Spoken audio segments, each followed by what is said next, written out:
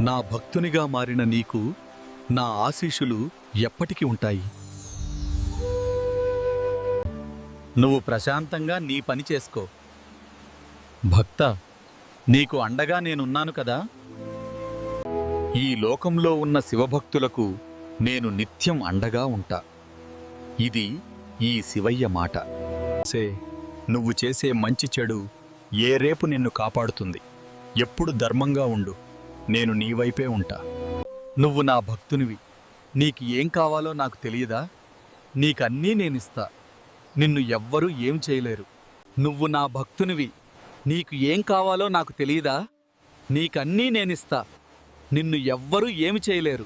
నువ్వొకరిని మోసం చేసేది ఎవరు చూస్తలేరు అనుకోవద్దు. నేను అంత చూస్తున్నా. నీ జోలికి వచ్చిన వాళ్ళ గురించి నాకు వదిలేయి. నేను చూసుకుంటా. నువ్వు నీ పని మీదుండు. నువ్వు తప్పుల మీద తప్పులు చేసి నాకు వచ్చి మొక్కుతే నువ్వు చేసే పనులు నాకు తెలియదా? ఈరోజు నువ్వు పడుతున్న కష్టం రేపటి నీ గర్వం. చెప్పిన మాటలు కాదు, చేసిన పనులే నీ విలువ.